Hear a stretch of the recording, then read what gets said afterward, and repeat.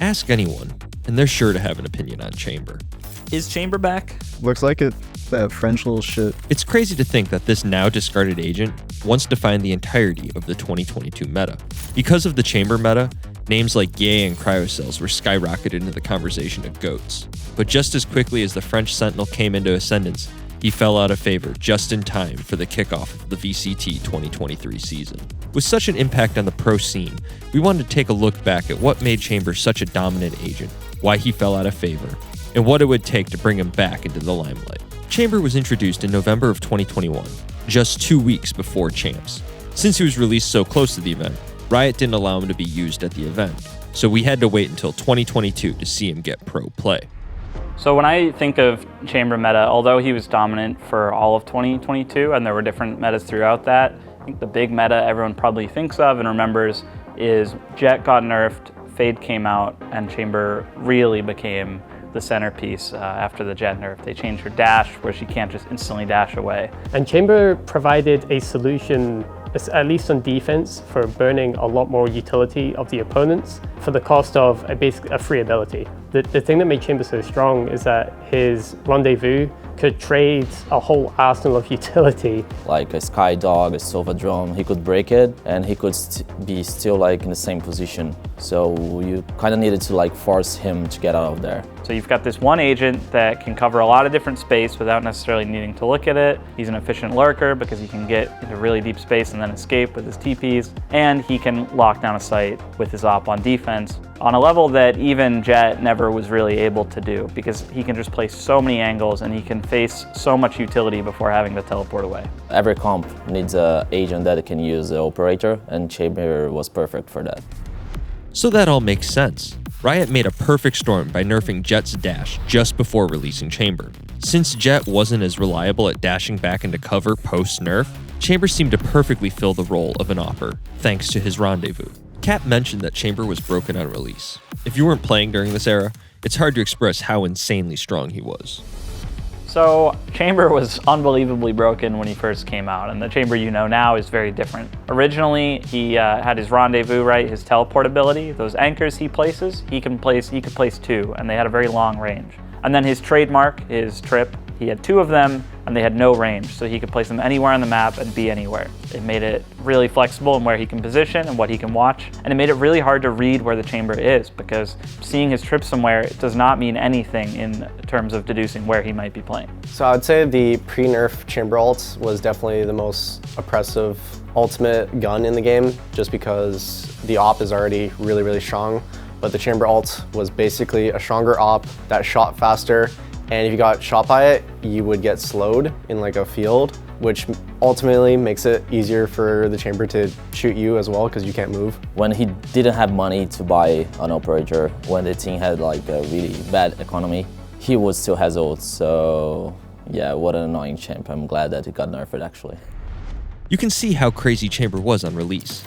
His ability to not only get out of any situation with just the press of a button, all while eating every piece of utility you could throw at him, but also instantly rotate to the other side of the map, made him insane on defense. You could just leave him to lock down one of the sites with an op while the rest of the team could spread their influence across the rest of the map. With the agent in such a broken state, it must have made the game awful to play, right? So the Chamber meta did a lot to the game. Because you could put your op agent on the Sentinel role, because agents like Raze and Fade opened up and their combos, because you didn't need Jett as that opper, you didn't need to use that dual slot on the opper, the game slowed down. It took so much utility to clear Chamber out, so much teamwork, so much layering of utility. And it was really hard because you had to re-clear everything, every corner.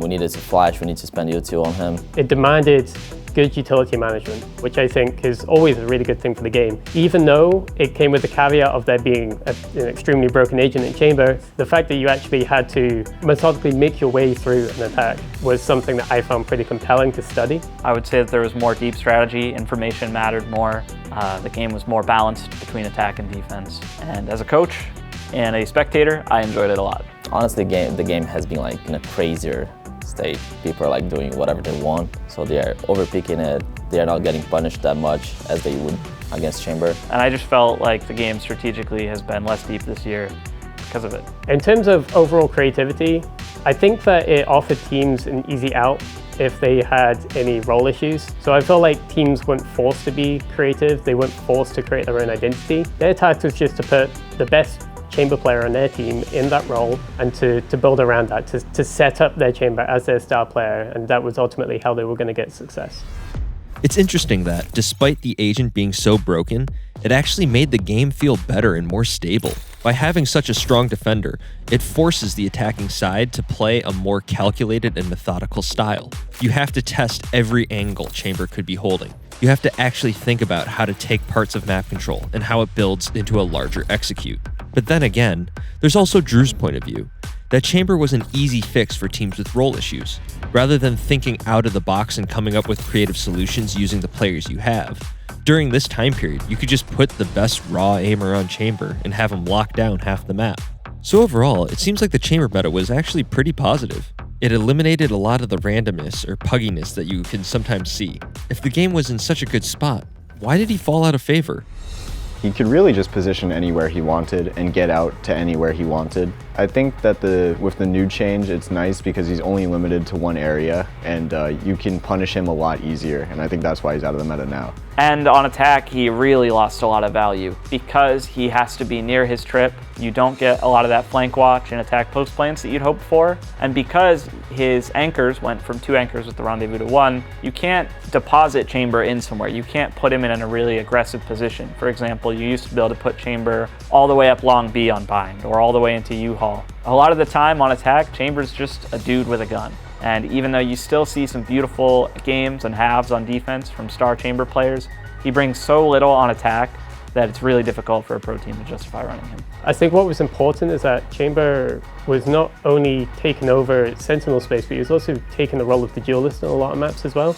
So this meant that Jet was starting to come back in a big way, just because all of these things that I'm talking about in terms of creating layers and commanding space, you could do that a lot better with Jet in the current meta, with Chamber having the nerfs applied. So with all these nerfs, does that mean that Chamber's just not usable nowadays? Or are there maps or situations where you think he's still viable? The thing that made old Chamber so broken is that technically you never had to take any risk. The only times that you could die is if you let yourself die. With this new Chamber, it's essentially the same, except you're not completely safe when you TP anymore. So that's the difference. So I think Chamber is still viable, but you won't see people taking nearly as many risks. Like you won't see people breaking every single piece of util and then still going for a kill. I would say current state Chamber is probably in a pretty good spot just because you can pick him selectively, but he's not the worst pick, yet he's not the best. He can be strong and he has his moments, but right now I'd say he's probably in a pretty good spot. A lot of teams still have some ripple effects of Chamber's meta where the Sentinel player became less of an important role and the Opper or Duelist got really strong on Chamber. Because you can still have role issues like that on a team, running Chamber can fix a lot of them, and even though he might be a weaker agent pick, as a coach or a player on a team, it can justify a weaker pick because of how it gets your team talking and fitting together better. I actually think when you look at the map design of Sunset that there is a lot of potential for someone like Chamber. The lanes are very, very close together,